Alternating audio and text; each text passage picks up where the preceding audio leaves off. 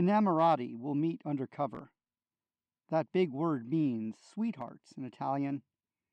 Two courtesans, a man born to love her, and a girl that craves riding the stallion. The lady who was believed dead 'tis named, a tale about poison and faking one's death, when family frustrates passion untamed, forcing two lovers to take their last breath. William Shakespeare's in Commedia's debt. He used this plot in his famous play, the one called Romeo and Juliet. Though that's a classic. This version's cliché. Here in Verona, 1610 is the date. It's not that often one finds a soul mate. It's not that often one finds a soul mate, though Flamina found Horatio in school. As teens, they met and soon started to date. Later, he bought her a ring and a jewel. Flamina's dad, Pantaloon, disagreed. Horatio did not earn near enough cash. She'd be betrothed to one of higher breed. When Flamina heard, she did something rash. Faced with the loss of true love's wedded bliss, she could not cope, drank poison, and died. For Commedia, that's a shocking premise, and none in Verona were left dry-eyed. 'Bove Flamina's tomb angels now hover. Will her forlorn suitor e'er recover? Will her forlorn suitor e'er recover? Asked his friend Flavio one day at lunch. Flamina's gone, there won't be another. Want me to give that Pantaloon a punch? Horatio seems too depressed to respond. He just sits silently stirring his soup, with furrowed brow under long locks of blonde. He's ashamed for making his friend a dupe. You see, Horatio knows something we don't. That wasn't real poison. Flamina's not dead, and as long as the pair's cover's not blown, they'll soon reconnect, elope, and be wed. At midnight, while in her tomb she'll await, Horatio'll help Flamina avoid fate. Horatio'll help Flamina avoid fate. After all, a dead girl can't be betrothed. They'll wed while Pantaloon deals with probate, and once that occurs, all can be exposed. Flamina purchased a sleeping potion, and is lying peacefully in her crypt. The funeral produced such emotion, 'twas hard for Horatio to stay tight-lipped. Pedro, his servant, was the only man who'd been told of the nefarious scheme. That night he'd sneak in, according to plan, and gently wake Flamina from her dream. Meanwhile, her father's is in disbelief. Dottore helps comfort Pantaloon's grief. Dottore helps comfort Pantaloon's grief as they walk back home after the service. It's tragic my daughter's life was so brief. Did her betrothal make her so nervous? My friend Horatio was quite a good catch. I should know, he's my son, Dottore cried.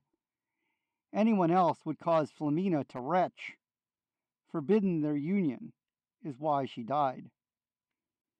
Pantaloon knows he is full of regrets, but it's too late to cure what has occurred. She was a good daughter, not some coquette, and because of his greed, she's now interred. While Pantaloon laments his choice of groom, Flamina waits patiently in her tomb. Flamina waits patiently in her tomb. Meanwhile, Pedro detours to slack his thirst. Just one glass, then 4 more, does he consume, till soul full of wine his belly might burst. Instead of rescue, seems Pedro has napped. Flamina wakes up inside her coffin.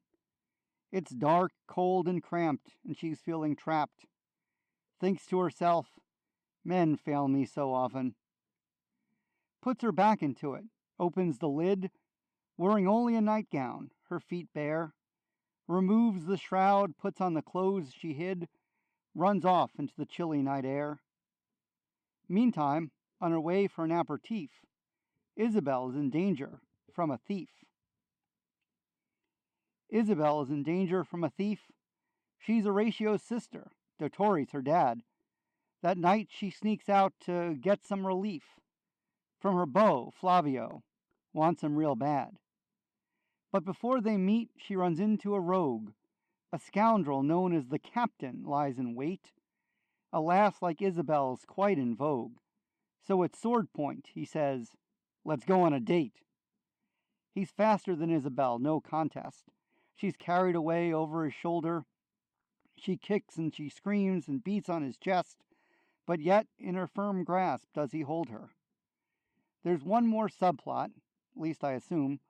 Harlequin seeks riches amid the gloom. Harlequin seeks riches amid the gloom. Pantaloon's valet, not above robbing graves. Isabel's crypt he's off to exhume. Maybe it's filled with the treasure he craves. Once inside, though, there's nothing of worth. The coffin's been opened. There's just her shroud.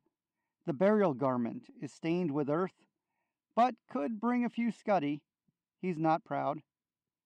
He is carrying it back home to his lair when he crosses Flamina in the street. Assumes she's a ghost, gives him quite the scare. Drops the shroud and flees as his bowels excrete. Now back to Isabel and the blackguard. Escaping a kidnapper can be hard. Escaping a kidnapper can be hard, but Isabel's made of hardy stock. She waits until the captain drops his guard, then clobbers the pest with a nearby rock. She flees down the street, there's no place to hide, comes across the death shroud that Harlequin dropped, puts it on, pretends to be one who died. The captain arrives, in his tracks he's stopped. He thinks Isabel is a poltergeist. It's Flamina's spirit haunting the town. The captain's hands grow cold, his feet are iced. He runs away, several times falling down. The job done, she drops her Flamina mask. Escaping a tomb is a grueling task. Escaping a tomb is a grueling task, and once you do, you still have to walk home. Flamina takes a large swig from her flask. She's lost, grumpy, and continues to roam. She stumbles upon Isabel yelling at some coward who is fleeing afeard. She asks, "Could you help me find my dwelling?" Isabel thinks Flamina's ghost has appeared. Isabel runs off without the death shroud. Flamina follows her. Wait, don't go. Isabel can't hear her. She's screaming too loud. Who comes across the garment next? It's Pedro. He drunkenly dons it with disregard. Seeing a ghost can leave anyone scarred. Seeing a ghost can leave anyone scarred, especially back in the late Middle Age. 3 scaredy cats end up in Pantaloon's yard, each with a story when they come on stage. "Captain saw Flamina," he shouts trembling. Harlequin cries, "From her tomb she's released." Isabel chimes in, "Ghosts are assembling. They're craving our souls. We must find a priest." Pantaloon and Dottori don't believe, but then again, 3 stories consistent, and there's no reason for them to deceive. When they are questioned, the 3 are insistent. The ghost stumbles by, lugging a wine cask. Could there be a Zanny under that mask? Could there be a Zanny under that mask? None present are valiant enough to look. Won't pull on its shroud, too scared to ask. Pantaloon and Dottori seemed quite shook. The captain ran away into the night. Isabel cowers behind her daddy. Harlequin and the rest tremble with fright. Only Flavio will face this baddie. He steps forth, with bravery grabs the cloak, unmasks the ghost. It's just Pedro smirking. In his drunken stupor, thought it a joke. Flamina's spirit was never out lurking. From their terror, they now have recovered. Flavio's bravery is then discovered. Flavio's bravery is then discovered. No one can handle a ghost like this lad. The truth of the prank he has uncovered. His nerve and his daring are ironclad. Dottore impressed. He gives a reward. My boy, I know you seek my daughter's hand. In Isabel's eyes, you are adored. I think you should give her a wedding band. All cheer the betrothal of the cute pair. It's a great match, they'll get married today. Seems all well that ends well in this affair. But of the main characters of this play, where did Flaminio go? Undercover? And where is the maiden's true faithful lover? Where is the maiden's true faithful lover? Remember that guy? Horatio was his name. Soon he emerges from the ground cover, holding the hand of his eternal flame. Yes, Flaminio tells them all, I'm not dead. 'Twas nothing more than an elaborate ruse. In the meantime we snuck off and were wed. Too late to protest, but here, have some booze. Pantaloon, so grateful his daughter's alive, he shares in the toast, even pops a cork. I'm sorry your love I sought to deprive. Here's hoping you're soon visited by a stork. There's no use in separating a lover. Innamorati will meet under cover.